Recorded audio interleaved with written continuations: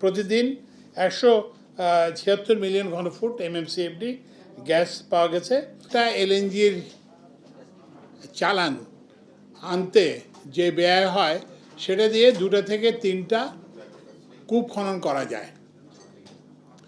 তো ওই জন্য আমরা এখন যেটা এই সরকারের অন্তর্বর্তীকালীন সরকারের যে সিদ্ধান্ত যে আমরা দেশের অভ্যন্তরে এবং offshore both insure and offshore আমরা এই যে গ্যাস অনুসন্ধান প্রক্রিয়াটাকে জোরদার করব।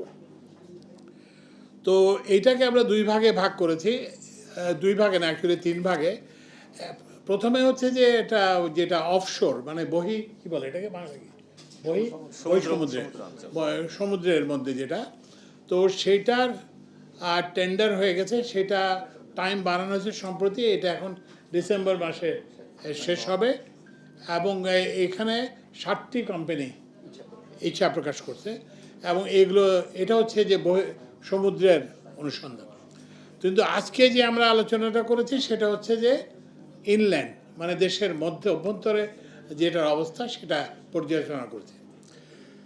তো এখন পর্যন্ত প্রথমে এটাকে আমরা 2 ভাগ করেছি, একটা হচ্ছে 2025 সাল পর্যন্ত আর একটা হচ্ছে 2026 সাল থেকে 2028 সাল পর্যন্ত।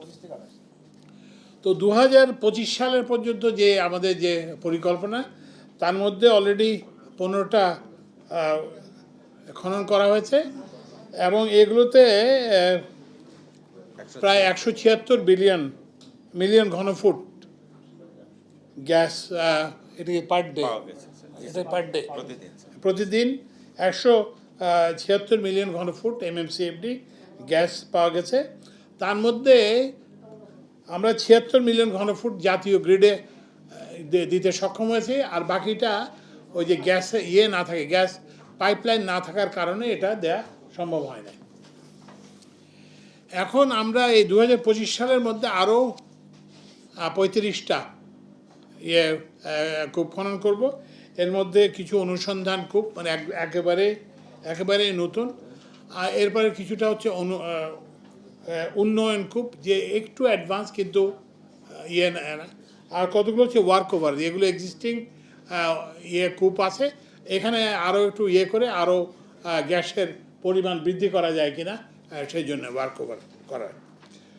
তো এইটা তো 15টা অলরেডি হয়ে গেছে, 15টার তো ফলাফল আপনাদেরকে বলছি। বাকি যে 35টা ওই যে আরেকটা প্রশ্ন যেটা আসে যে আমরা বাপেক্সকে ব্যবহার করি না। তো এখন সিদ্ধান্ত অনুযায়ী 11টা কূপ করবে বাপেক্স করবে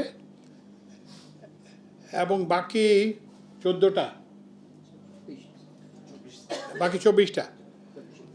24টার মধ্যে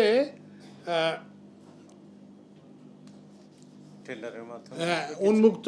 আপনাদের জানেন যে 20 সালের যে ওটা তো এখন আর ওটাকে আমরা সমাহিত করে দিয়েছি, সুতরাং এখন আমরা সব কিছু উন্মুক্ত প্রতিযোগিতার ভিত্তিতে, ওই যে ইভেন G2G ভিত্তিতেও আমরা এখন আর করবো না। আমাদেরকে আজকে আমাদেরকে বিদেশি এসেছিল, তো আমরা বলছিল যে আমরা G2G ভিত্তিতে, কারণ আমাদের G2G ভিত্তিতে যেসব হয়েছে সেগুলোতে আমরা বাংলাদেশের মানুষ এটাতে প্রকৃত ভ্যালু ফর মানি পায় নাই। তো সেজন্য আমরা এটা উন্মুক্ত প্রতিযোগিতার মাধ্যমে এটা করব। এটা হচ্ছে 2025 সাল পর্যন্ত।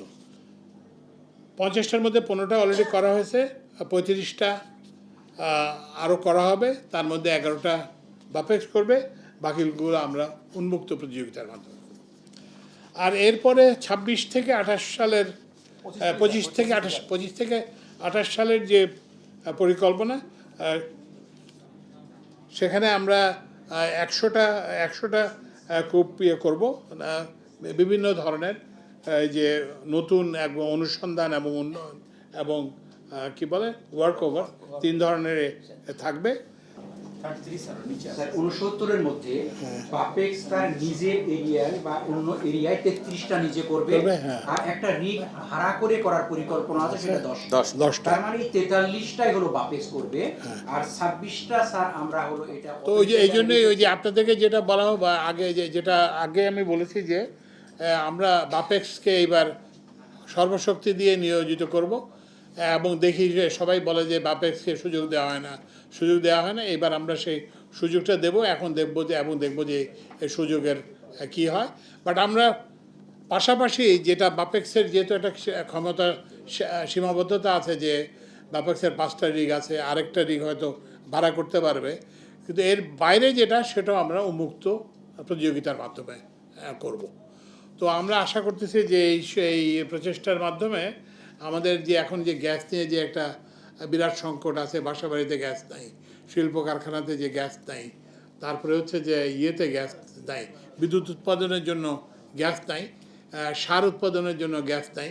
তো এইটা আশা করি যে আমরা যদি এইগুলো আমাদের এই ওই অনুসন্ধানে কূপ খনন অনুসন্ধান এবং ওয়ার্কওভার এগুলো যদি সহজ হয় তাহলে এটার উন্নতি ঘটবে এবং আমরা ওই যে এলএনজি আমদানির যে বিরাট একটা দায়ভার, যে বিরাট একটা খরচ, সেটা থেকে বাঁচতে পারবো।